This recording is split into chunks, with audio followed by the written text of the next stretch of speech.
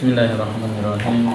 Assalamualaikum warahmatullahi wabarakatuh.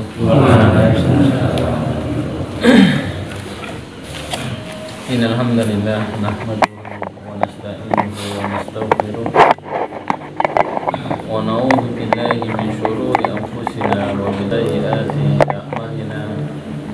May yahdihillahu fala mudilla lahu wa may yudlil fala hadiya lahu. Asyhadu an la ilaha illallah wa asyhadu anna Muhammadan abduhu wa rasuluh. Allahumma alihi wa ashabihi wa man tabi'ahum bi ihsanin ila yaumiddin.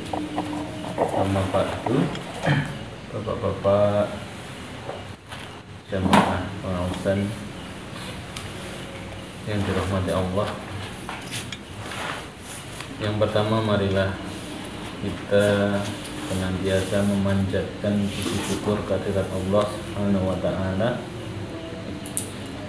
yang masih melimpahkan rahmat hidayahnya kepada kita semuanya, memberikan berbagai macam kenikmatan, terutama nikmat sehat, nikmat sempat, dan alhamdulillah juga Allah memberkahi kita dengan nikmat berjamaah seperti ini, berkumpul dan berjamaah dalam rangka ngaji, karena memang gerakan Muhammadiyah itu memang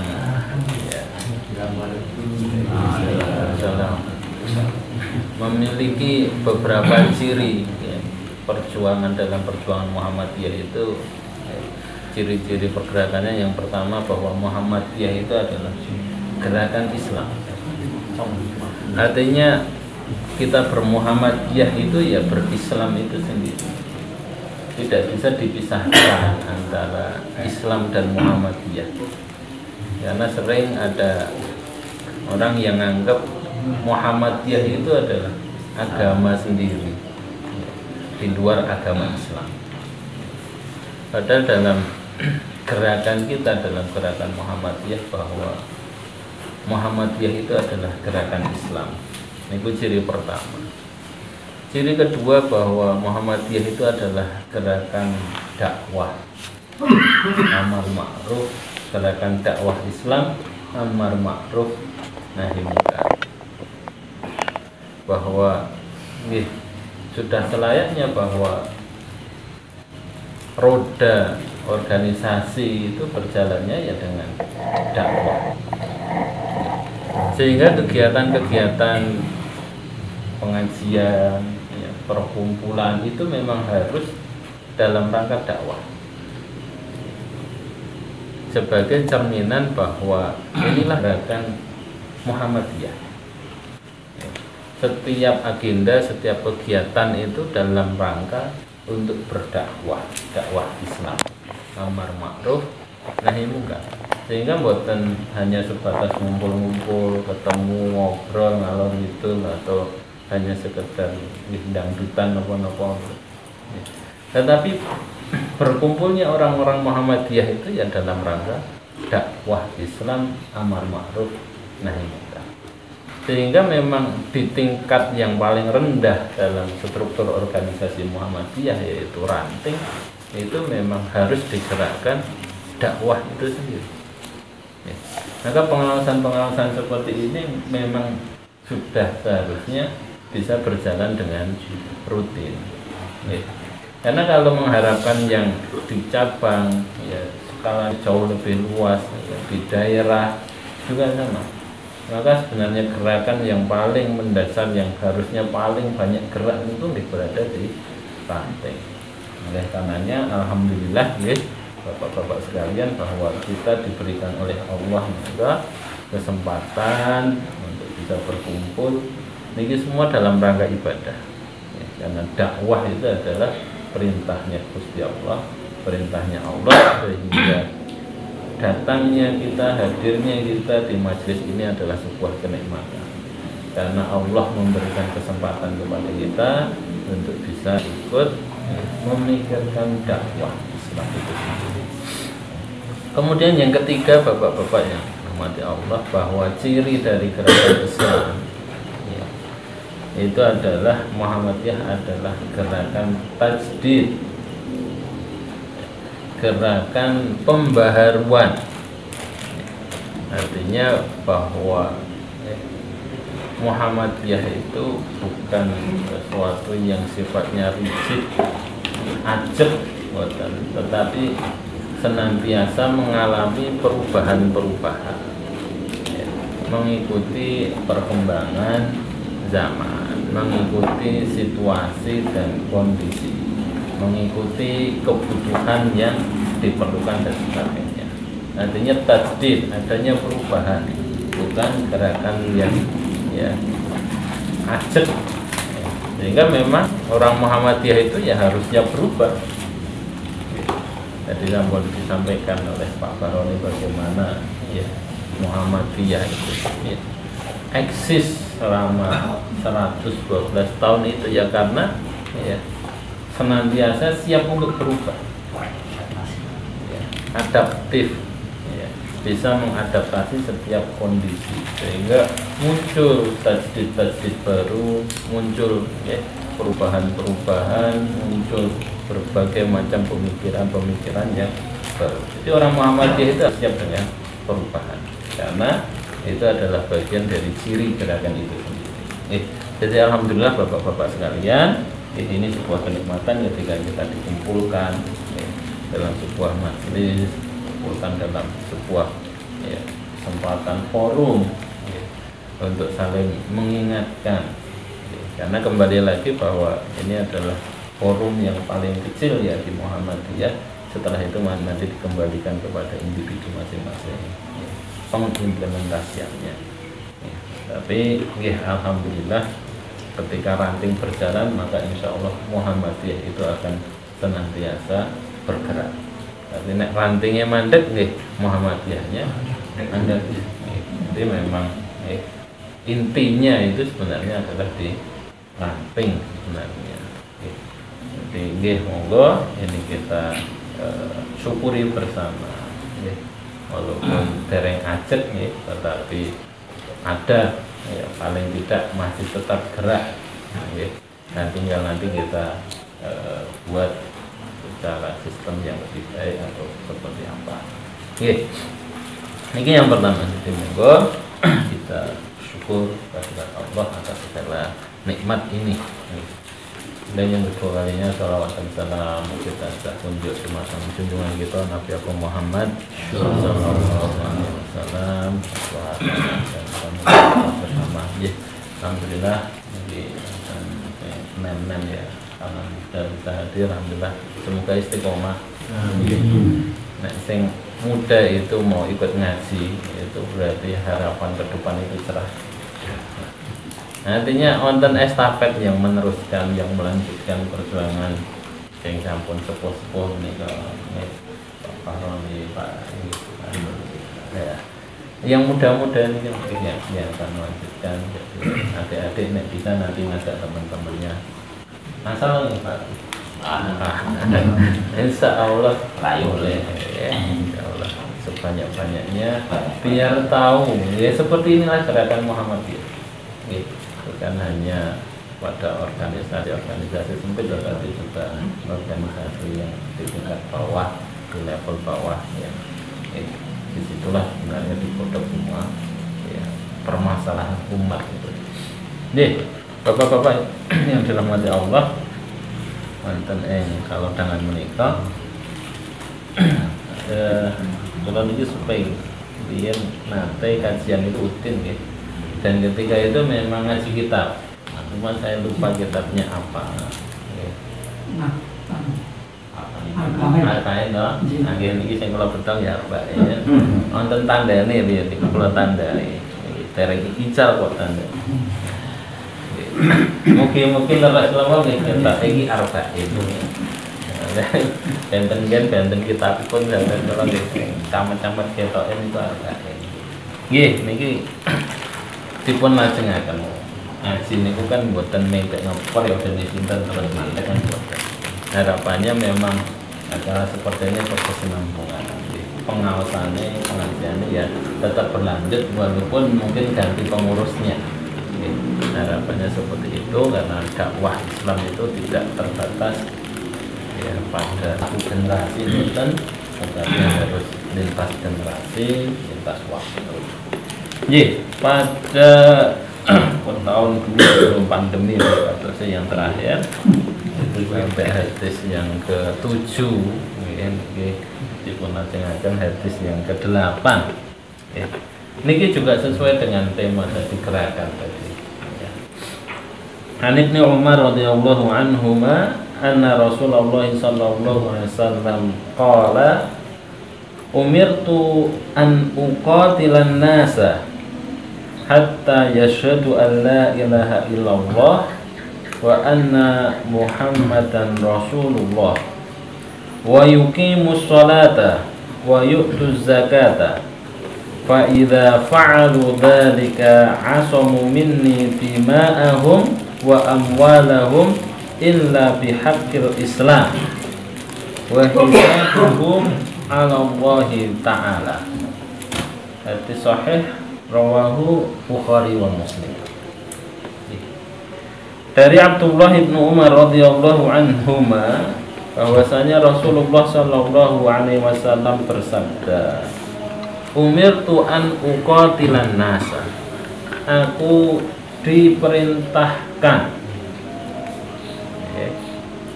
oleh Allah ya, untuk memerangi manusia,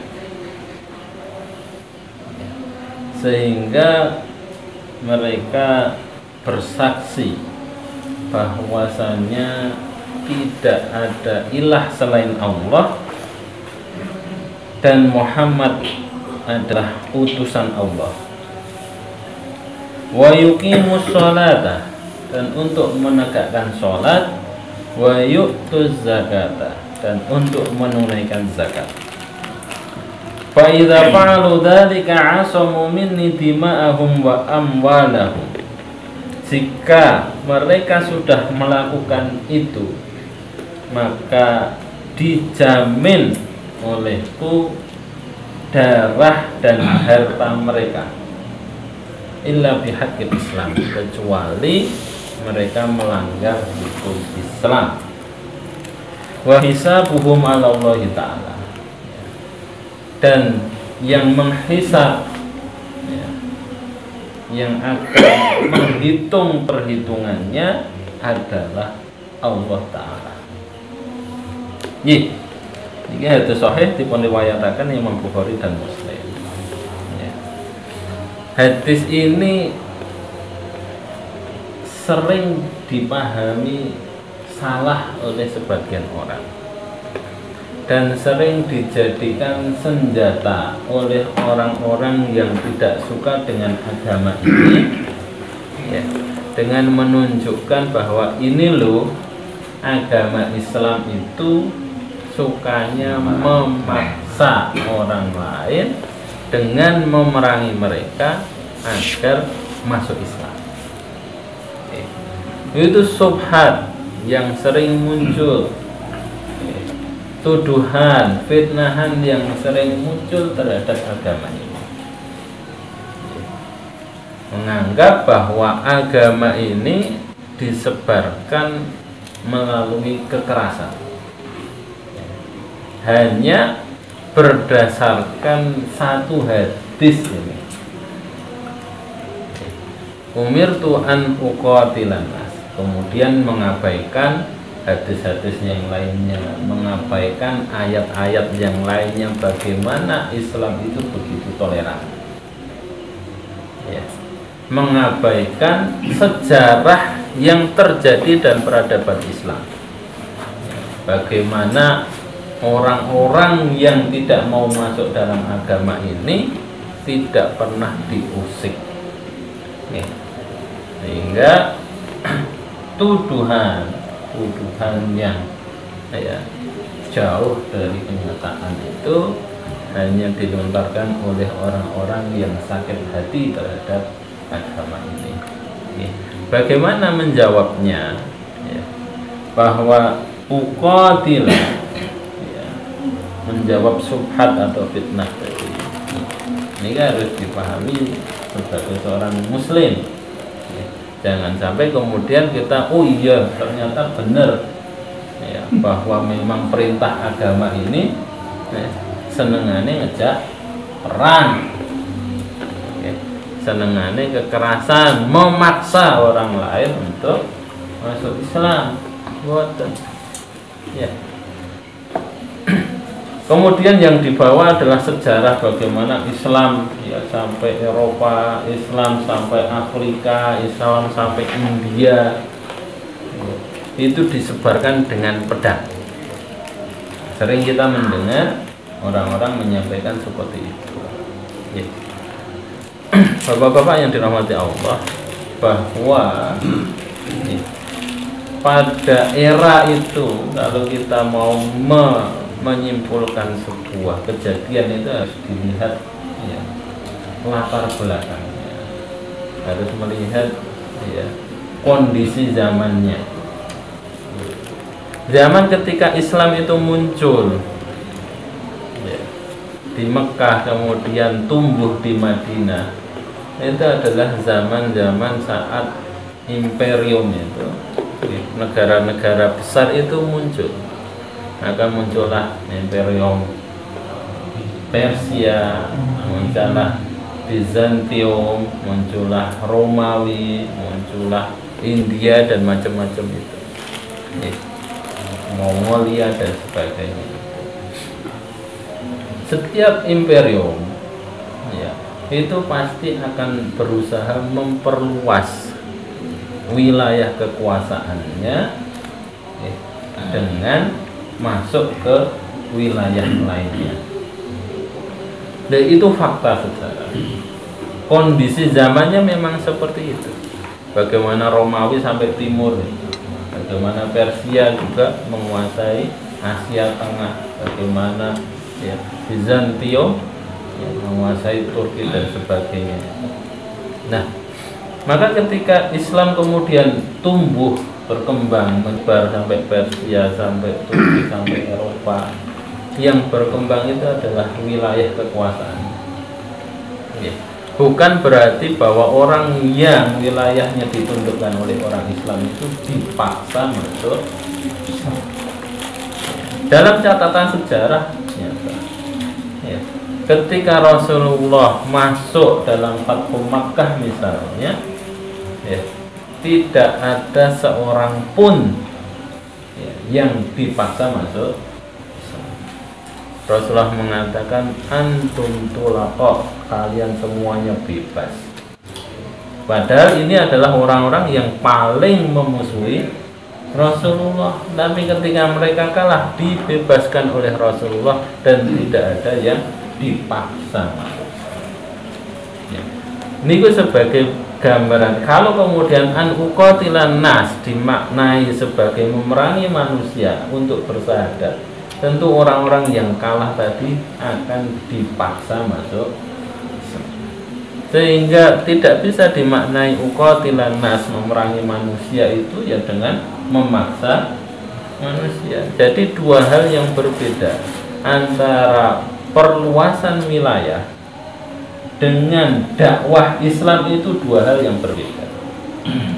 Perluasan wilayah tentu harus menggunakan militer untuk bisa menundukkan itu, karena yang dihadapi juga orang-orang yang berseragam militer, sehingga itu dimaknai sebagai perluasan wilayah. Tetapi dalam sejarahnya tidak pernah ada cerita orang Islam menguasai satu daerah kemudian memaksa orang-orang di dalamnya untuk masuk. Jadi antara perluasan wilayah berbeda dengan dakwah ya. Sehingga yang an uqatilan nas ya, memerangi manusia itu bukan berarti membunuh ya. Memerangi pemikiran ya. Orang-orang yang tidak mau bersahadat itu juga dinamakan qital memerangi orang-orang musyrik. Bagaimana pemikiran mereka kemudian dibantah dengan pemikiran Islam. Sehingga muncul kesadaran dari orang-orang itu terhadap keyakinan yang ada pada mereka bahwa yang selama ini diyakini adalah salah. Jadi uqatilan nas itu bukan berarti memaksa orang lain untuk masuk Islam, tetapi lebih kepada memerangi pemikiran. Karena Islam ini selalu dibangun di atas ilmu. Dakwah Islam ini juga dibangun di atas ilmu. Nah, ini konsep ini yang dipakai oleh Muhammadiyah. Ketika Kiai Dahlan memulai dakwahnya, ya, dakwah amar ma'ruf nahi munkar itu, maka yang didakwahi, ya, tema dakwahnya adalah memerangi TBC, tahayul, bid'ah, dan khurafat. Yang diperangi adalah pemikiran-pemikiran itu. Tahayul itu bentuk, ya, dalam pikiran. Bukan mengusir orang yang, ya, suka dengan tahayul, buatan, tetapi yang diperangi adalah cara berpikir orang. Orang-orang bid'ah diperangi bid'ahnya, cara berpikirnya yang diperangi, bukan mengusir orangnya. Bukan mengasingkan orang-orang yang melakukan bid'ah, bukan, tetapi pemikirannya. Orang-orang yang, ya, tahayul, bid'ah, khurafat, yang percaya dengan khurafat juga diperangi dengan argumen-argumen keagamaan. Nah, ini yang dipakai oleh dakwah, yang dipakai jalan dakwah yang dipakai oleh Kiai Dahlan. Jadi makna hadis ini, ya, bukan dimaknai, walaupun Kiai Dahlan dekat dengan keraton, tetapi kan yang diperangi adalah simbol-simbol tadi, bukan orangnya, bukan manusia. Bukan kemudian orang-orang pelaku TBC itu dipenjara, bukan. Tetapi simbol-simbol, ya, kesalahan tadi kemudian diperangi, ya, dengan membangun pemikiran yang baru.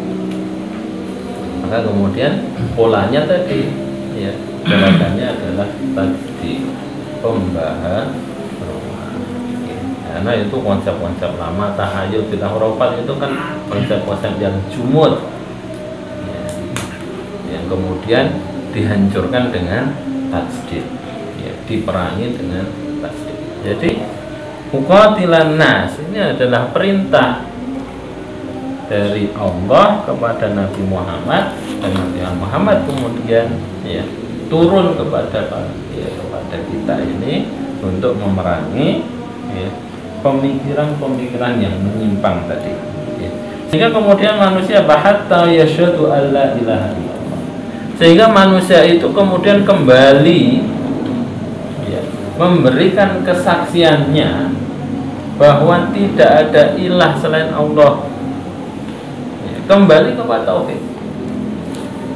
Kenapa dikatakan kembali? Karena sejatinya manusia itu ketika lahir mereka semuanya sudah bertauhid, sudah mengesahkan Allah, sudah mengambil sumpahnya, ya, sudah bersyahadat ketika kita itu dalam rahim. Maka orang yang lahir dari orang tua muslim itu tidak perlu syahadat, tidak seperti orang mu'alaf yang sempat kafir kembali ke Islam harus memulai syahadat. Karena apa? Karena manusia sejak lahir, kullu mauludin yuladu ala fitrah, setiap yang lahir itu dilahirkan dalam keadaan fitrah, suci. Suci itu apa? Bertauhid. Ya. Manusia itu sejatinya sudah yakin bahwa Allah itu esa. Maka Rasulullah diperintahkan mengembalikan manusia kepada fitrahnya, yaitu kepada tauhid. Ya. Sehingga an uqatilan nas, sehingga manusia itu kembali kepada tauhid. kembali kepada kesaksian bahwasanya tidak ada ilah, ya, tidak ada sesembahan yang berhak untuk disembah kecuali Allah. Ya, itu makna ilah. La ilaha illallah itu dimaknai sebagai la ma'buda bil haqqin illallah. Tidak ada sesembahan yang berhak untuk disembah kecuali Allah. Walaupun dalam bahasa Indonesia sering diterjemahkan sebagai tidak ada Tuhan selain Allah. Ya, tetapi antara ilah dan Tuhan itu berbeda. Ya. Nah, Tuhan itu banyak. Semua agama mengakui adanya Tuhan. Dan Tuhan yang mana? Tidak ada Tuhan selain Allah, berarti semua Tuhan itu adalah Allah. Maka la ilaha illallah itu kalau dia maknai tidak ada Tuhan selain Allah, berarti apapun Tuhan yang disembah oleh manusia, bentuknya seperti apa, itu namanya Allah. Maka ini dikoreksi oleh beberapa ulama bahwa la ilaha illallah itu tidak bisa dimaknai tidak ada Tuhan selain Allah. Karena kenyataannya banyak Tuhan, banyak yang dipertuhankan, bukan banyak Tuhan ya, banyak yang dipertuhankan oleh manusia. Tetapi yang berhak untuk dipertuhankan menurut keyakinan kita, ini menurut keyakinan kita, karena kita Islam semua, kita tidak membahas masalah keyakinan orang lain ya.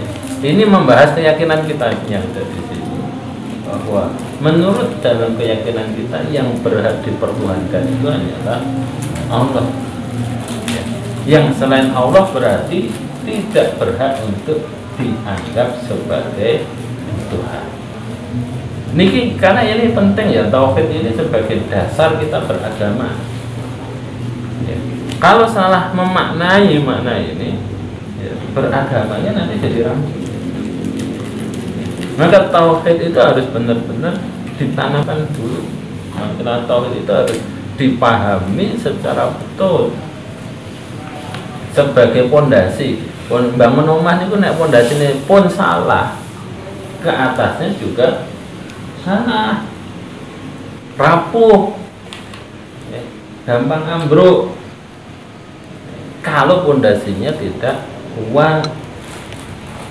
Nah, masalah tauhid harus benar-benar diperhatikan. Maka Rasul mengatakan sebutnya ya, mengembalikan manusia kepada tauhid.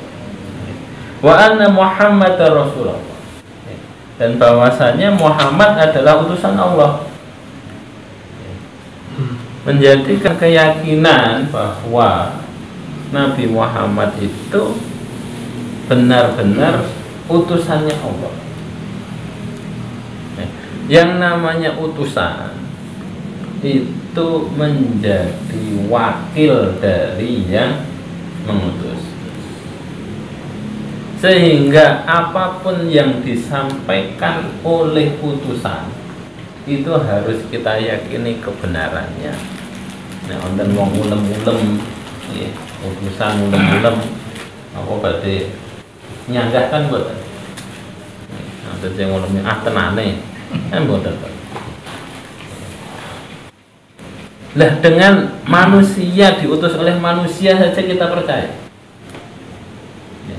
Kenapa ketika ini ada manusia dititahkan diutus oleh Allah, kok kita masih kadang tidak yakin dengan berita atau kabar yang dibawa oleh utusan tadi? Jadi Muhammad dan Rasulullah, bahwa Muhammad adalah Rasulullah itu bukan sekedar kalimat, tetapi itu harus dibawa sebuah keyakinan bahwa yang namanya Muhammad bin Abdullah itu adalah sebenar-benarnya utusan dari Allah, sehingga kita wajib percaya atas semua informasi, semua berita yang disampaikan oleh Rasul. Nah, itu sebagai dasar kita beragama.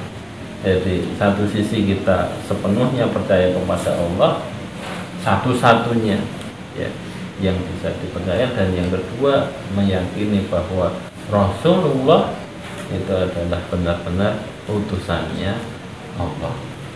Kemudian yang ketiga yang diperintahkan di sini, wa yuqimus sholata wa yu'tuz zakata, agar manusia itu mau mendirikan sholat dan menunaikan zakat.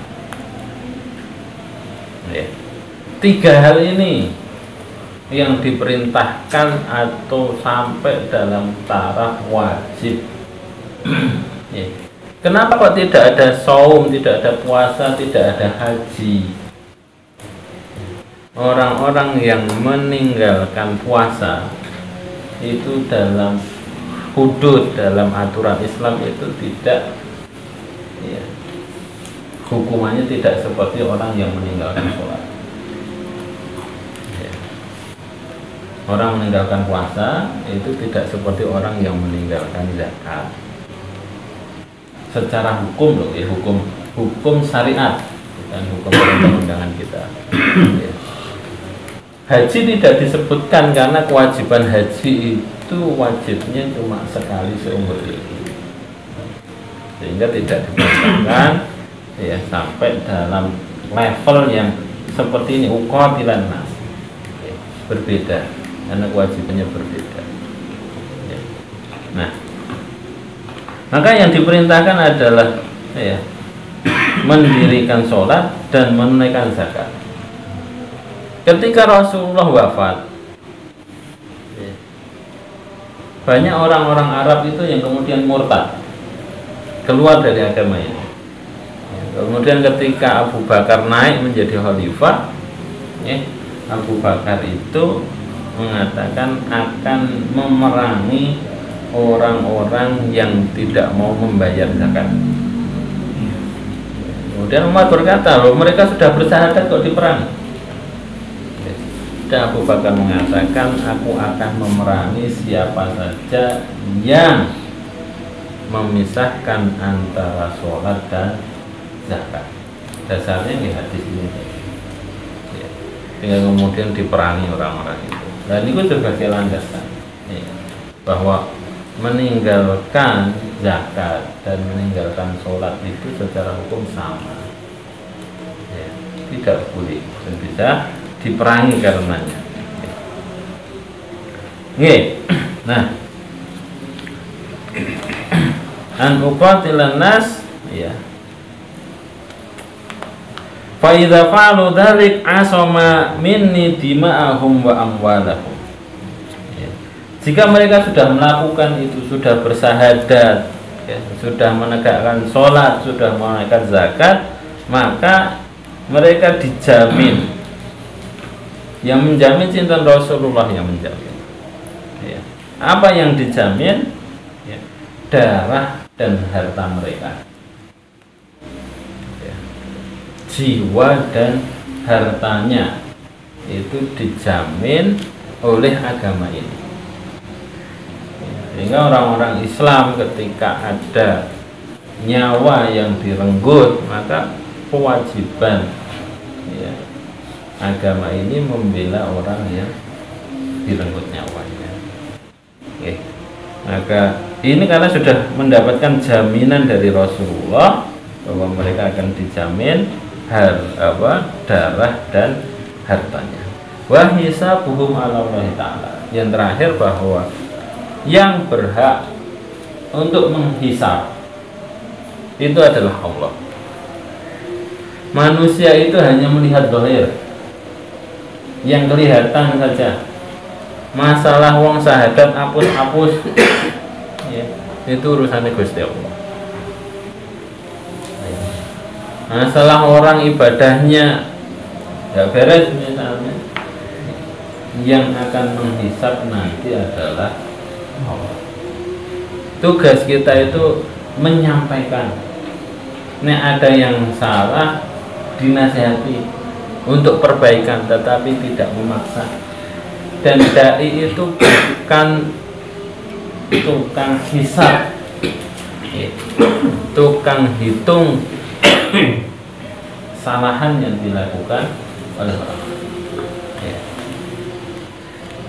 Memperbaiki kesalahan iya, tetapi menghitung kesalahan yang dilakukan oleh satu dua individu itu bukan tugas kita. Ya. Jadi kalau ada yang salah yang diperbaiki itu kesalahannya. Bukan kemudian kita yang ngitung-ngitung salah mukakean itu mlebu neraka. Itu di luar batas kita. Yang bisa menghisab itu hanyalah kita melihat amalmu ra ikhlas kok ngertos. Ya, ikhlas itu adanya di apa yang bisa nantinya hanyalah wah hisabuhum. Jadi kalau ada yang bohong-bohongan hapus-hapus itu urusannya pasti kita melihat zahirnya saja.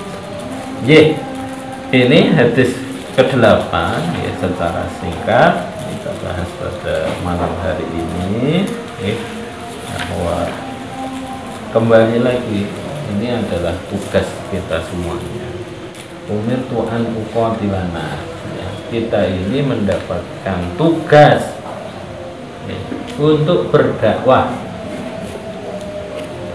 Jadi ini adalah gerakan, ini bisa menjadi dasar tadi juga. Hadis ini disadur juga di Muhammadiyah sebagai landasan ya, dalam pergerakan dakwah itu, bahwa tugas kita itu adalah memerangi pemikiran-pemikiran yang tidak benar ya, sehingga manusia kembali bertauhid, manusia kembali kepada Rasul, manusia kembali mendirikan sholat, dan manusia kembali menunaikan zakat. Jadi perintah utama dalam agama ini, monggo dengan gerakan Muhammadiyah ini kita tidak perlu ragu ya, tidak perlu ragu dalam melangkah. Insya Allah gerakan Muhammadiyah ini dibangun di atas dalil yang ada, bukan semata-mata asal bergerak, tapi benar-benar gerakannya dibangun di atas landasan yang kuat. Terus pun nggak usah mengamingum, nggak usah khawatir, nggak usah yakin mawon. Insya Allah ya, dengan tadi Muhammadiyah adalah gerakan Islam, berarti kita gerak di Muhammadiyah sama juga kita bergerak di dalam agama. Jadi mau pilih sikap semanten atau pula banyak kesalahan dan kekurangannya, mohon maaf sebesar-besarnya. Aqulu qouli hadza astaghfirullahaladzim li wa lakum. Wassalamualaikum warahmatullahi wabarakatuh.